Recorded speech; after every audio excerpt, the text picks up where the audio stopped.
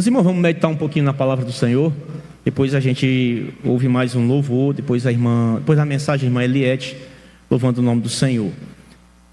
Abra sua Bíblia, por favor. Isaías capítulo 9. A gente vai meditar alguns minutos na palavra do Deus Todo-Poderoso.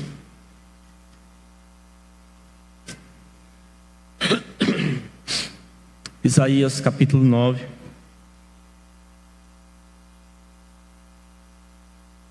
Irmão, não estranho se eu torci aqui não, torci, né? Porque estou me recuperando de uma virose, irmão.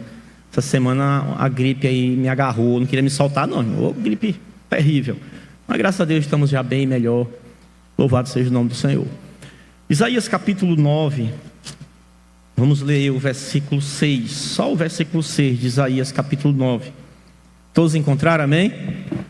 Leiamos então a palavra do Senhor, diz assim: porque um menino vos nasceu, um filho se nos deu, e o principado está sobre os seus ombros. O seu nome será maravilhoso conselheiro, Deus forte, Pai da eternidade e príncipe da paz. Meus irmãos, olhe para cá, não vou me estender muito, mas nós estamos diante de um texto onde uma profecia que foi dirigida 740 a 750 anos antes de Jesus nascer. E o que eu acho interessante aqui é como se Isaías estivesse vendo o menino já nascido e fazendo as obras maravilhosas que Jesus fez. Mas antes disso, do profeta Isaías falar sobre essa profecia, tem uma profecia bem antes, no capítulo 7, o verso 14, que fala que a virgem conceberá e dará à luz um menino. Quero até ler juntamente com os irmãos, Isaías capítulo 7, e o verso de número 14 diz assim: portanto, o menino, uma virgem conceberá e dará à luz um filho, e será o seu nome Emanuel, que traduzido significa Deus conosco. Obrigado, meu irmão. Que significa Deus conosco. Mas olhe para cá.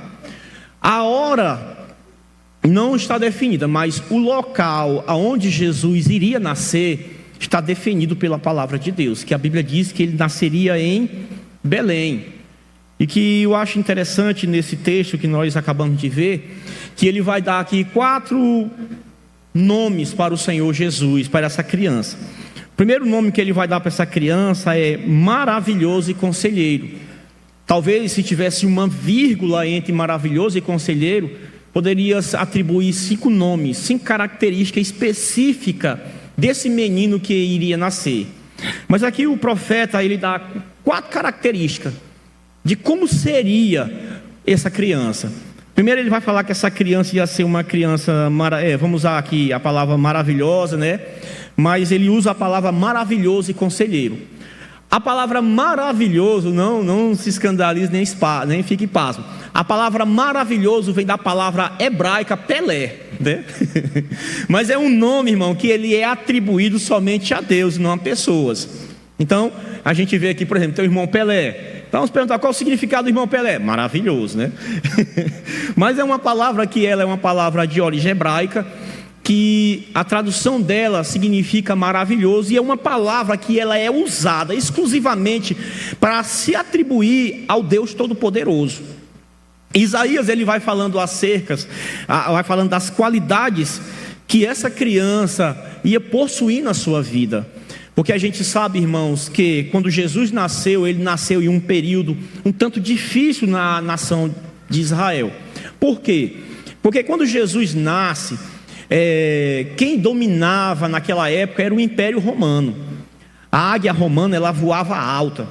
A águia romana, ela dominava, o Império Romano dominava toda a região da Judéia, Samaria e outras regiões bem distantes. O Império Romano dominava. Foi um dos impérios mais extensos que já existiu na história, foi o Império Romano. Se perguntar qual foi o império mais poderoso, foi o Império Babilônico.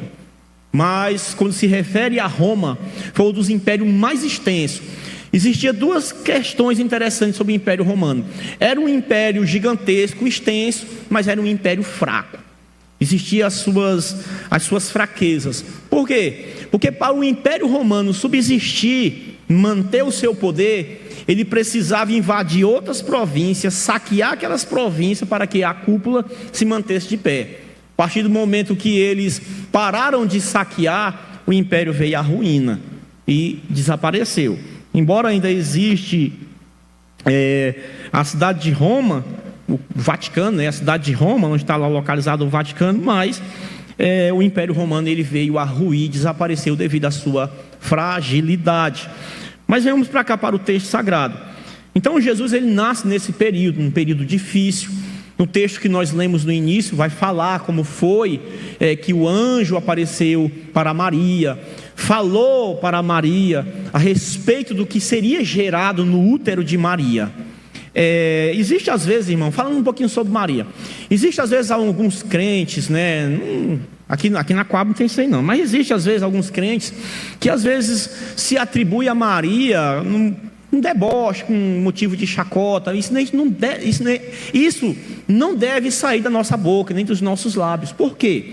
Porque Maria ela foi uma privilegiada diante de todas aquelas moças que existiam ali em Israel. Ela foi privilegiada. Ela pariu o Salvador. Embora, anos depois apareceu aí, eu não lembro qual foi o Papa que colocou o nome de Maria, Maria Mãe de Deus, Maria Salva, que isso aí já foi por volta do século 7, século 8, se eu não estiver enganado. Mas a gente sabe que Maria ela não salva, a gente sabe que Maria não liberta, mas nós respeitamos Maria, porque ela pariu, foi o Salvador, irmão. Você pode dar um glória a Deus? Do útero de Maria nasceu o Salvador. Embora devido ao tradicionalismo católico, diz que ela é a rainha dos céus. Ela não é a rainha dos céus. Só existe um rei, meu irmão, e o rei se chama Jesus. E ele sim é o rei dos céus. Até porque quem morreu na cruz do Calvário foi Jesus e não Maria. E Maria morreu e não ressuscitou. E Jesus, ele morreu e ressuscitou. Está vivo para a glória de Deus Pai. Agora voltando aqui para o texto que nós lemos, nós vemos aqui 4 nomes, 4 títulos que são dados a essa criança que nasceu. O primeiro título que é dado, que o profeta Isaías dá a esta criança, que ele se refere ao próprio Cristo, é maravilhoso e conselheiro. Por que maravilhoso? Como eu já falei, a palavra maravilhoso, ela vem da palavra hebraica Peleg, que significa maravilhoso. Mas esse Jesus aqui, ele veio para ser aquele que ia nos ensinar a palavra de Deus. Ele veio para ensinar. E dentro dos ensinamentos, ele ia trazer esses 2 títulos, esse único título, porque a palavra não está dividida. As 2 palavras não estão divididas nem por ponto nem por vírgula. Mas esse título, maravilhoso e conselheiro, ele foi manifestado a partir do momento em que Jesus começou a ensinar a palavra de Deus, a evangelizar. E na proporção em que Jesus ele evangelizava, que dentro das muitas palavras que ele proferiu, que ele falou, existiam os conselhos e também acontecia as maravilhas. Acontecia os milagres, acontecia as curas, acontecia as ressurreições que aconteceram, como o filho da viúva de Naim, como a Talita Cumes, que era filha de um centurião romano, a filha de Jairo. Então assim a gente vai ver as manifestações da maravilha de Deus. E estas maravilhas, esse título foi bem atribuído ao Senhor Jesus, por ele ser maravilhoso e conselheiro.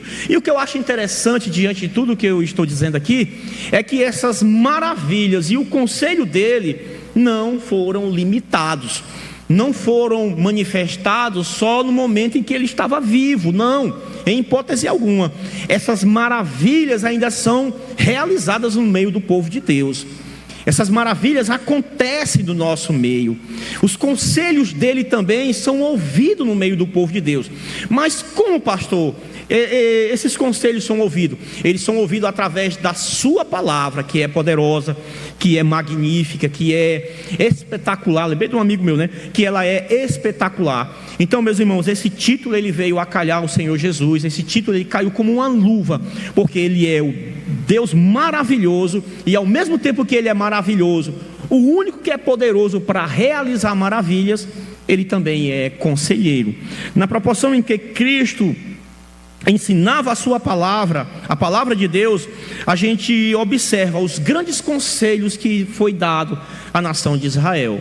E ele sempre dava os seus conselhos através de parábola, sempre ensinava através de parábolas, perdão. Porque uma coisa interessante, irmão, é quando a gente fala assim, conselho e ensinamento. Irmão, dentro de conselhos há ensinamento, porque a palavra do Senhor diz assim, ó, na multidões de conselho há entendimento. Então, se há entendimento, há ensinamento. Se há ensinamento, se há entendimento, é porque a pessoa compreendeu aquilo que foi exposto, aquilo que foi ensinado. Então, o Senhor Jesus, Ele tem esse título, porque Ele é o Filho de Deus, e nós somos sabedores que Ele era homem e Ele era Deus. Surgiu o adágio popular dizendo que Ele era 100% homem, também que Ele era 100% Deus, mas Ele era Deus encarnado entre os homens. E a gente viu, João chega a registrar que ele viu a glória como unigênito do Pai. E eu quero dar uma notícia boa para você. Esse Deus maravilhoso, e para você que está nos acompanhando, esse título de maravilhoso e conselheiro que foi dado a Cristo, Ele pode realizar, irmão, maravilhas no nosso meio. Ele pode realizar, você que me ouve, que está acompanhando nesse momento o culto, Ele pode realizar maravilhas na tua vida, se você crer, se você acreditar, se você confiar. Se você entregar a sua vida para Ele, você vai ver a manifestação das maravilhas de Deus na tua vida.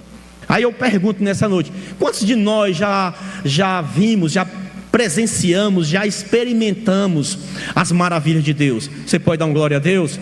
Eu já experimentei demais as maravilhas de Deus, e eu acredito também que você, meu irmão, já experimentou essas maravilhas do Deus Todo-Poderoso. Segundo título que Isaías dá para o Senhor Jesus é Deus Poderoso. Vamos para o texto? O texto ele vai dizer que Ele é maravilhoso, conselheiro, Deus forte. Essa palavra aqui a gente poderia tirar a palavra forte e colocar poderoso.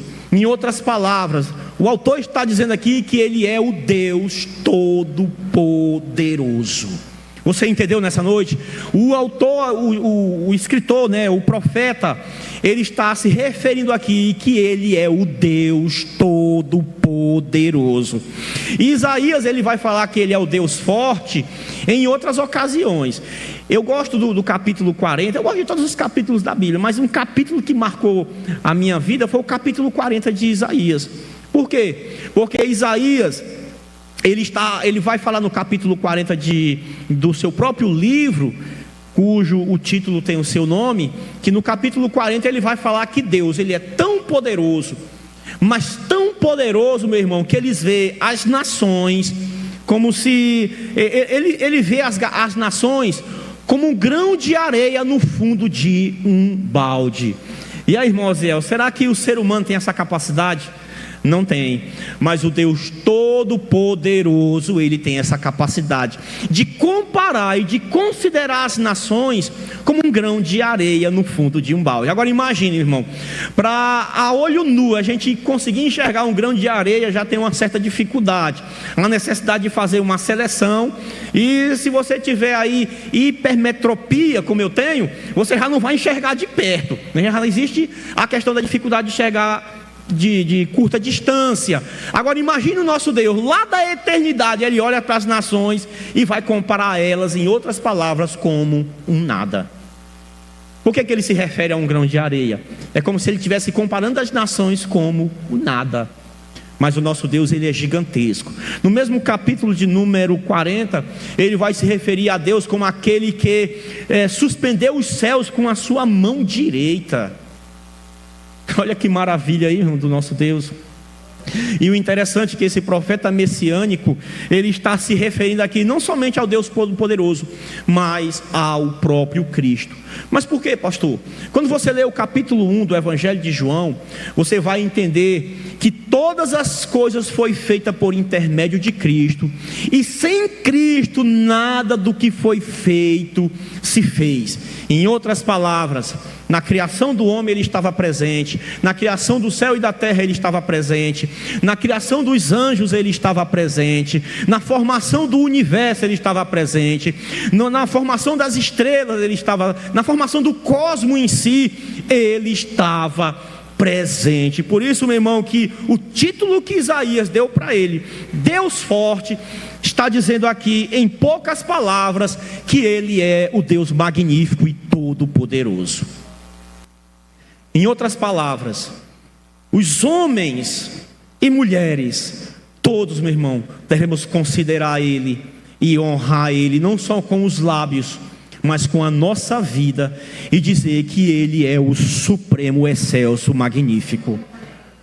Embora existam algumas linhas teológicas que querem tirar esse título de Cristo, entendeu? Existem os gnósticos, os agnósticos, que eles querem dizer que Cristo simplesmente foi um profeta que falou poucas palavras, e quando eles vão atribuir-se ao Espírito Santo, eles querem dizer que é apenas uma força atuante no universo.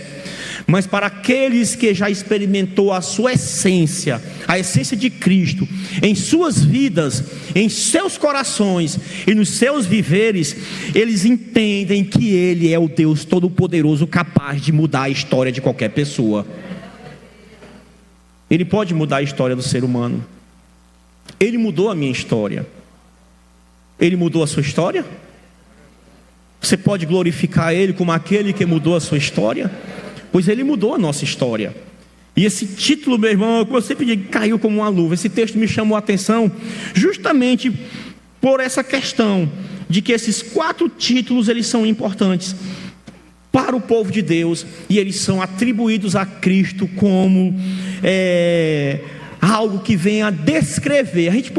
A gente encontra outros títulos a respeito de Jesus Cristo. A gente vai encontrar mais títulos a respeito de Jesus Cristo. Mas esses 4 títulos aqui, eles é o resumo de todos os outros títulos que são atribuídos a Cristo. Deus Todo-Poderoso.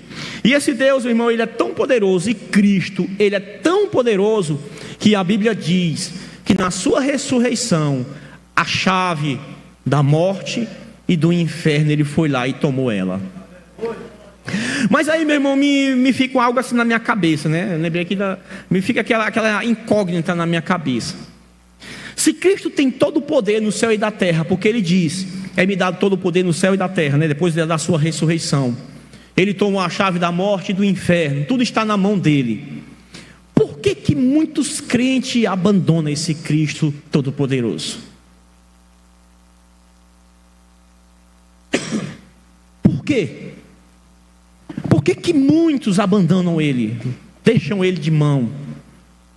Ele é o Todo-Poderoso. Imaginemos, meu irmão, nós diante do Deus Todo-Poderoso, do Cristo ressurreto, do Cordeiro de Deus que tira o pecado do mundo ainda, porque ainda existem muitos pecadores para serem resgatados. Imagine, eu e você, que temos comunhão com Ele, a gente diante da presença dEle, né? Quando nós estivermos diante da presença dEle, podemos tremer na base, podemos ser abalados pela sua presença. E a Bíblia diz que haverá um dia em que todos nós vamos comparecer ante o tribunal de Cristo. Todos. E a Bíblia também fala que um dia todos aqueles, meu irmão, que o deixaram, que o abandonaram, também comparecerão na presença dele diante do juízo. Olha para cá agora, meu irmão, se passou na sua cabeça aí, né? Não, só foi um pensamento bobo, um pensamento qualquer que veio à minha mente. Se você pelo menos pensou em abandonar ele, tome cuidado. Porque o abandonar a Cristo traz um prejuízo grande, meu irmão. Não estou xingando, traz desgraças e traz derrota. Todos aqueles que o abandonam, irmão, eles estão condenados. Todos que abandonam o Deus forte, o Deus maravilhoso, o Deus todo-poderoso, como é que ele vai escapar do inferno? Eu não ia falar isso, mas o Espírito Santo me tocou nesse momento para falar a respeito dessa situação, desse assunto. Eu ia falar outra coisa que eu tinha organizado aqui, elaborado para falar. Como? O escritor aos Hebreus diz, como? Parece que é o capítulo 3, verso 2, é o capítulo 2, verso 3. Às vezes eu confundo os textos. Ele diz assim, como escaparemos nós? Agora vamos colocar todo mundo agora dentro do pacote. Como escaparemos nós se negligenciarmos tão grande salvação? Como? Não me responda. Cada um dará conta de si perante o Senhor. Cada um, a Bíblia não diz isso, mas não existe maior juiz do que a consciência, certo? Então, para aqueles que o abandonaram, ou para aqueles que pensam de deixá-lo, cuidado. Para os que abandonaram, o meu conselho para você nessa noite, retorne o mais rápido possível. Para aqueles que pensam em abandoná-lo, cuidado. Eu vou abandonar ele porque o irmão me olhou torto. Eu vou abandoná-lo porque o irmão passou por mim e não me deu a paz do Senhor. Eu vou abandoná-lo porque eu não vou com a cara de fulano de tal. Meu irmão, Jesus não está preocupado com esse besterol de muita gente. Ele quer que você viva uma vida plena, cheia da sua presença, da sua graça. Essas questões aí são levantadas por aqueles que ainda não experimentaram a sua essência em seus corações. Porque se a gente for parar para olhar para os defeitos, por exemplo, vou usar aqui o irmão Oziel, né? É um amigão. Se eu for olhar para os defeitos do irmão Oziel, eu não vou ser crente nunca. Se o irmão Oziel for olhar para os meus defeitos, meu irmão nem pegar na viola dele, não pega mais para tocar. Vocês estão entendendo? Deus não está preocupado com essas questões aí não. Deus está preocupado se você está ligado na videira verdadeira. Aleluia. Você pode dar um glória a Deus? Então, vou repetir novamente. Tome cuidado, você que está com um pensamento bobo, ou em pensamento vem assim aquele pensamento velho, né? Está assim, né? Aquela seta do capeta, do cão, vem assim na sua mente. Os dados que a gente chama, que Paulo diz no capítulo 6 de Efésios, são os dados inflamáveis do maligno, o ataque de Satanás. Vem na sua mente, rapaz, vou deixar de ser crente. Cuidado, porque muitos que o deixaram não retornaram mais. E muitos daqueles que o abandonaram, Deus forte e poderoso, hoje estão debaixo de 7 palmos. Tem um colega nosso, não vou citar o nome, com um episódio que aconteceu em 2005, se não estiver enganado. Existia um grupo chamado Sal da Terra na Vila São João, fazia muitas peças. Eu era novo convertido e participava desse grupo. Aí fiquei nesse grupo 2 anos. Aí mudei de congregação, saí do grupo.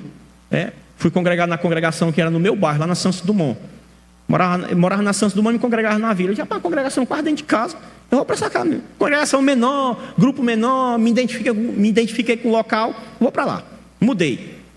Aí saí do grupo. Mas aí, irmãos, esse colega nosso, amigo nosso, ele passou em um determinado concurso, não vou dizer qual foi, e ele se afastou de Cristo. Passou vários anos da sua vida afastado. Um dia, determinado dia, alguém chegou para ele e foi pregar para ele. Um domingo. Pregaram para ele, evangelizaram, rapaz, te reconcilia, quase que ele falava o nome, te reconcilia com Jesus, volta para Jesus. Aí sabe o que aconteceu, irmão Leandro? Ele não deu ouvido, ele, rapaz, olha a resposta que ele deu. Tudo que eu tenho, eu consegui pelo meu esforço. Deus não me ajudou em nada. Passou a segunda, passou a terça. Na quarta-feira, ele saiu para um local com uma mulher, né? Saiu para farra, uma mulher. Na volta ele é abordado por 2 assaltantes. Ele foi reagir, o cara atirou na cabeça dele. Ele caiu, foi socorrido, levaram para o hospital. Morreu no hospital. Vocês entenderam o perigo? Então, meu irmão, levante sua mão, por favor. Que Deus te livre e guarde, meu irmão, de você se perder.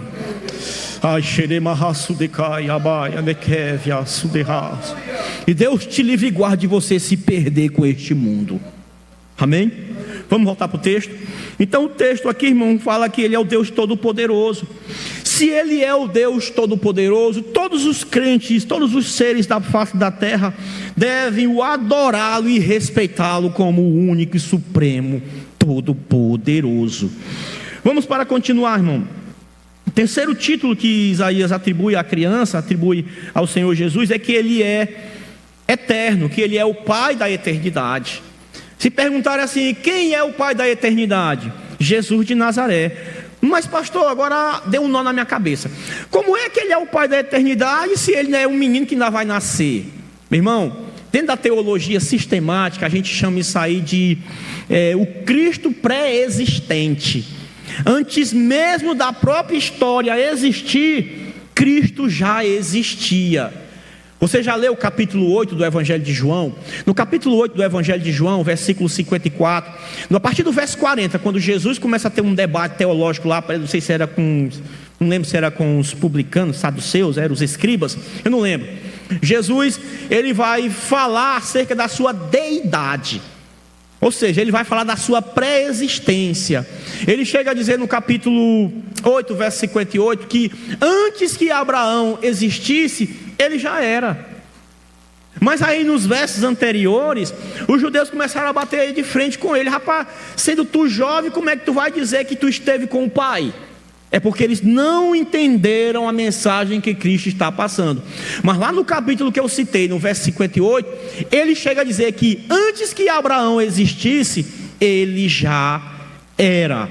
Quando você vai para a Bíblia, no capítulo 1 do Evangelho de João, o primeiro versículo diz que no princípio era o verbo estava com Deus, e o verbo era o próprio Deus. Então Cristo, meu irmão, ele existia antes mesmo do planeta Terra existir, antes mesmo dos serafins, querubins, arcanjos e anjos existirem, ele já existia. Era o Cristo que Paulo diz lá em 1 Coríntios capítulo 2, era o Cristo que estava oculto em Deus. Aleluia. Ele estava guardado dentro de Deus, oculto em Deus. E a gente vê a manifestação dele através da palavra, porque ele é a palavra, ele é o pão vivo que desceu do céu. Quando ele se refere que ele é o pão vivo que desceu do céu, ele está se referindo que ele é a própria palavra de Deus.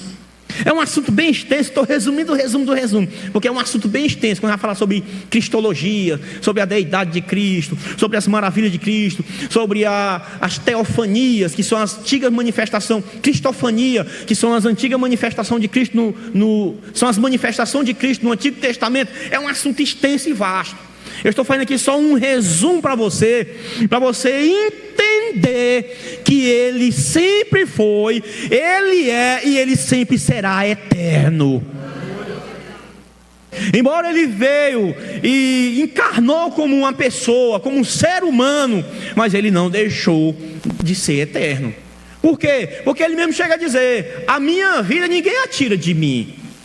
Eu estou entregando a minha vida para vocês. Eu estou doando a minha vida. Ele diz: eu tenho o poder de dar a minha vida, como eu tenho o poder de reavê-la.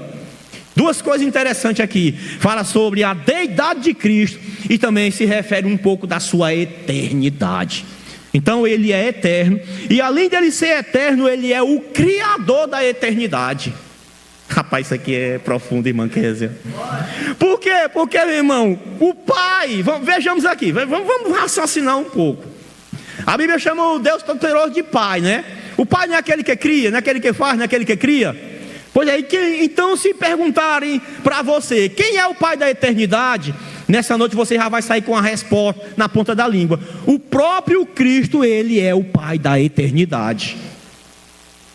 E se perguntarem para você, se perguntarem para mim: pastor, Ele é o Pai da eternidade. Além dele ser o Pai da eternidade, a Bíblia diz no capítulo 57 e o verso de número 15 de Isaías, que além dele ser o Pai da eternidade, Ele mora na eternidade. Então, irmão, o Cristo que você serve, o Cristo que nasceu, Ele é o Pai da eternidade.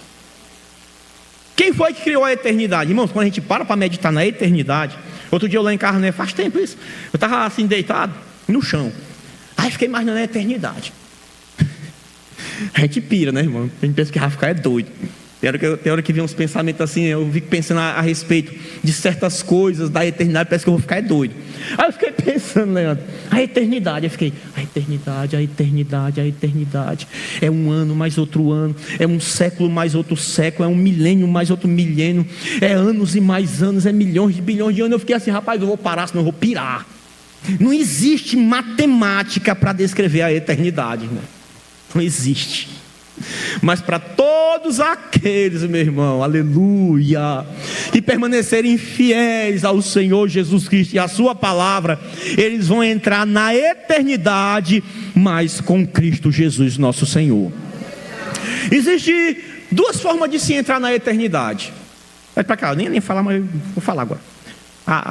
De vontade de falar, eu vou falar. Existem duas formas de entrar na eternidade. A primeira forma de entrar na eternidade, diga comigo assim, ó, com Cristo.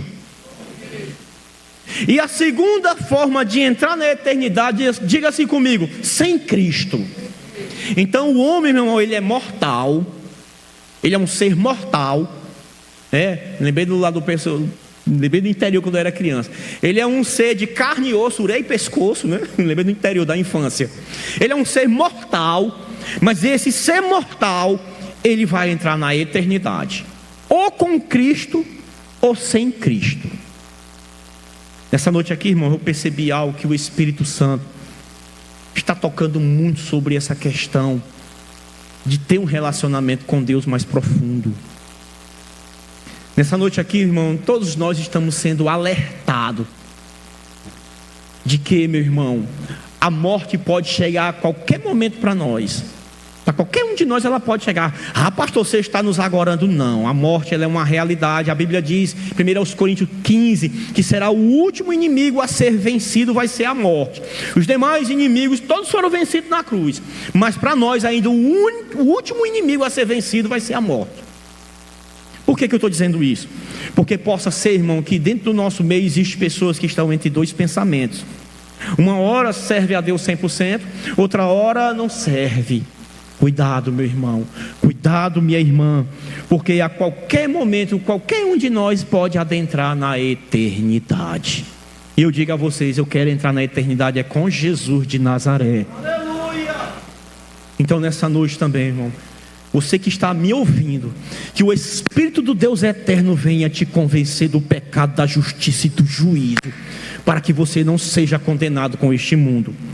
Último título que Isaías dá ao Senhor Jesus Cristo é que Ele é o príncipe da paz. Verso de número 6 diz que Ele é o Deus forte, Pai da eternidade, o conselheiro, maravilhoso conselheiro, Deus forte, Pai da eternidade e príncipe da paz. Em outras palavras, Ele é o único que pode trazer paz aos corações.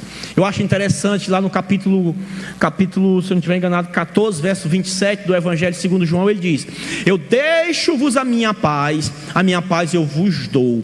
Eu não dou a minha paz como o mundo a dá. Qual é a paz que o mundo prega?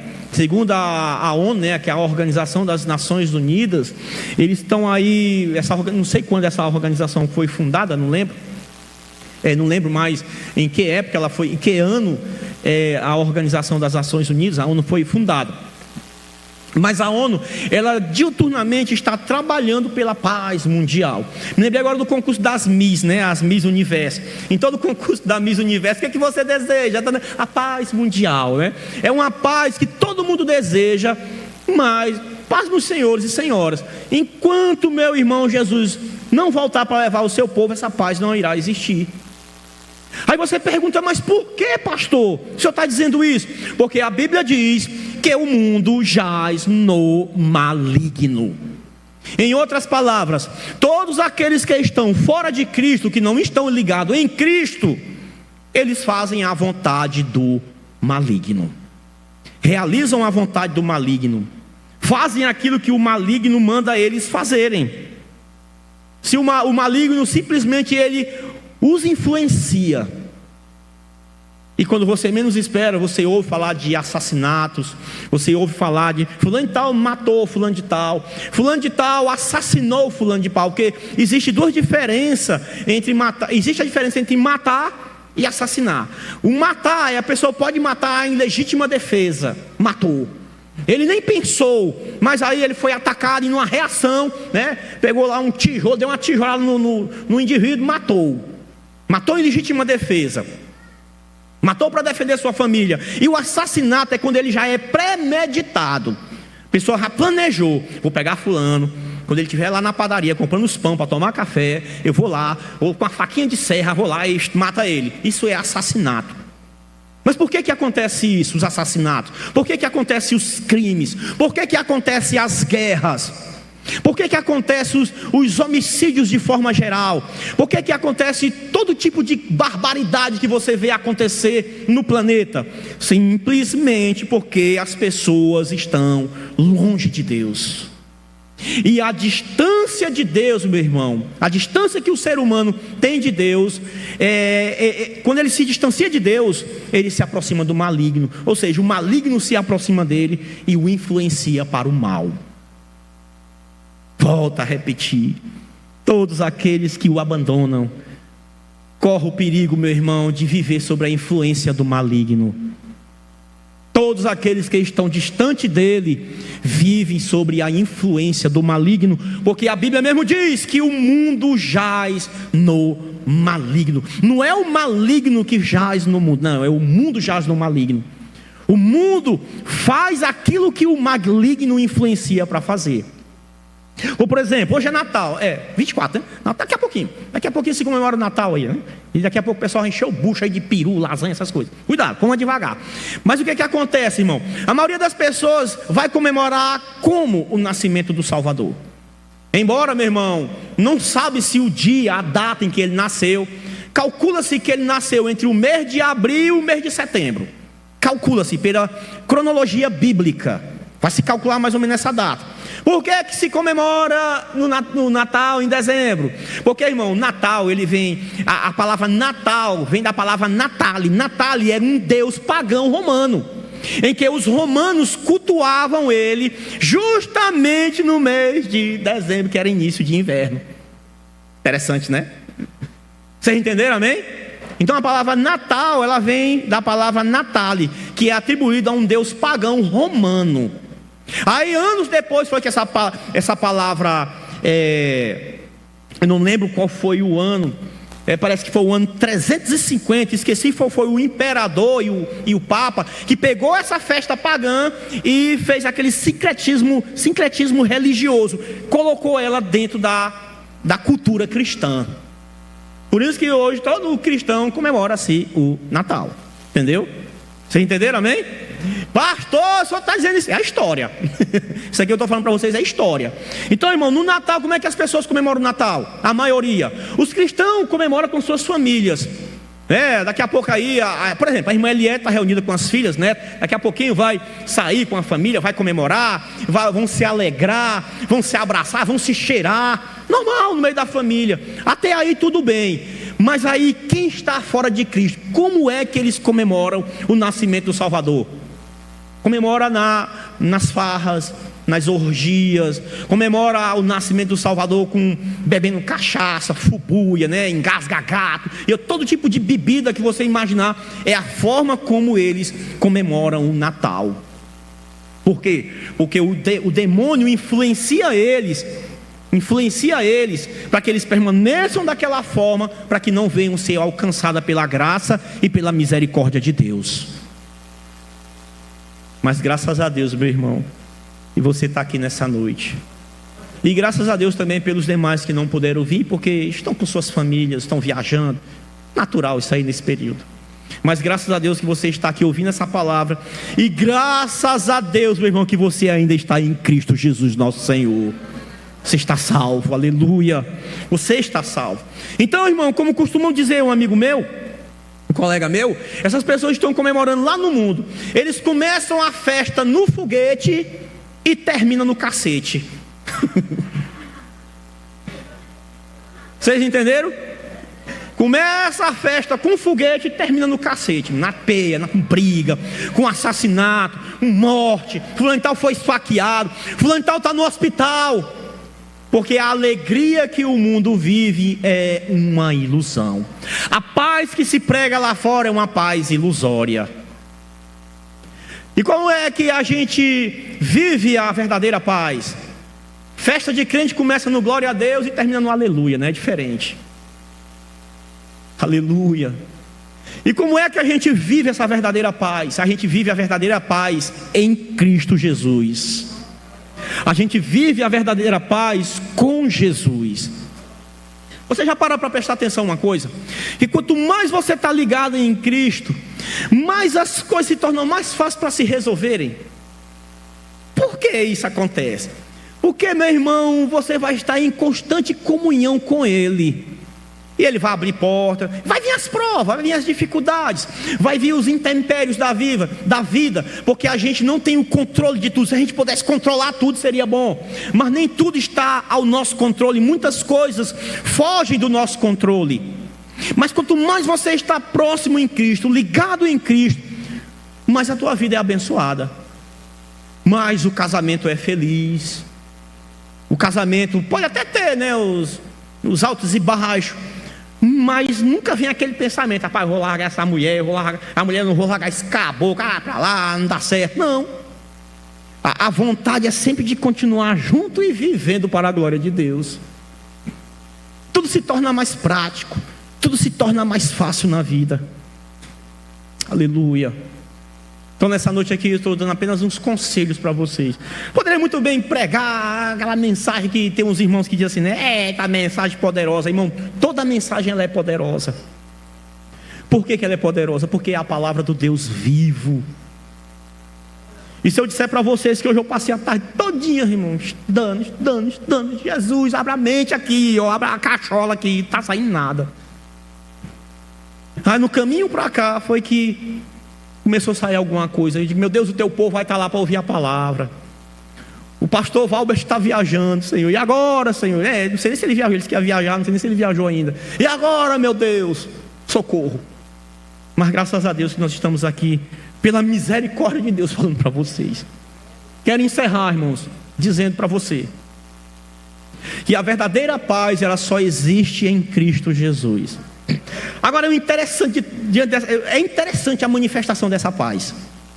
Por quê? Irmão, pode o mundo estar pegando fogo, pode o vizinho da direita estar pegando fogo da direita, da esquerda, pode o mundo estar se acabando e você está tranquilo. Você não se abala por qualquer coisa. A verdadeira paz, ela traz tranquilidade ao coração. A verdadeira paz, ela é manifestada no meio da guerra. E nós estamos em guerra. Nós estamos em guerra com o mundo. Nós estamos em guerra contra o diabo e a sua hoste celestial. Nós estamos em guerra com o reino das trevas. E às vezes nessa guerra sempre acontece algo para querer arrancar a nossa paz. Sempre acontece algo para tentar tirar essa paz do nosso coração. Mas aí quando a gente começa a querer se abalar, aleluia, a gente corre para os pés da cruz e a gente pede misericórdia. E o Pai da eternidade, o Deus forte, conselheiro e bondoso, Ele traz paz ao nosso coração. E de que maneira é que Ele traz paz ao nosso coração? Ele traz, irmã, eu sempre ouço aquela voz dizendo assim, ó: meu filho, eu cheguei. Quem já ouviu essa voz? Quem já ouviu? Irmão, já aconteceu algumas situações na minha vida, irmão Avelino, já aconteceu algumas situações na minha vida assim que, rapaz, a gente fica assim meio atribulado, fica agoniado, tipo, meu Deus do céu, e agora? Já sei. Você quer que eu vou fazer? O que é? Vai sair correndo desesperado e gritando? Não, se eu sair correndo desesperado, lá vem um corpo de bombeiro e amarra. Dá Rivotril aí que tá doido. Lá vem o corpo de bombeiro, a polícia, a tropa de choque, né? As meninas super poderosas. Segura, como tá endoidou. Não. A gente corre, meu irmão. Eu já sei para onde é que eu vou. Para onde? Eu vou para o meu quarto. Aí fecha a porta do quarto. Olha o conselho que o Espírito Santo está mandando eu te dar nessa noite.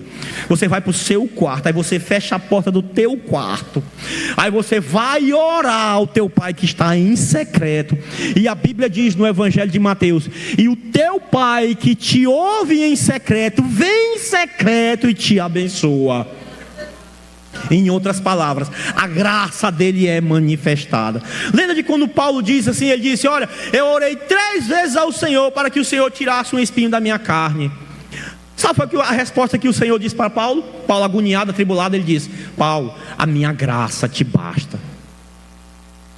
A graça de Deus é suficiente. Quando há a graça de Deus, há paz no coração. Então que nesta noite, que o Espírito do eterno Deus encha o teu coração de paz. Você que chegou aqui à frente, levante sua mão, por favor. Aleluia. Levante sua mão, por favor. Você que chegou aqui com teu coração, aleluia, cheio de perturbações, cheio de preocupações, o Senhor manda eu te dizer, baseado na sua palavra, porque a palavra do Senhor diz: buscar primeiro o reino dos céus e a sua justiça. É o que deve te preocupar a partir deste momento. Buscar o reino dos céus e a justiça dele.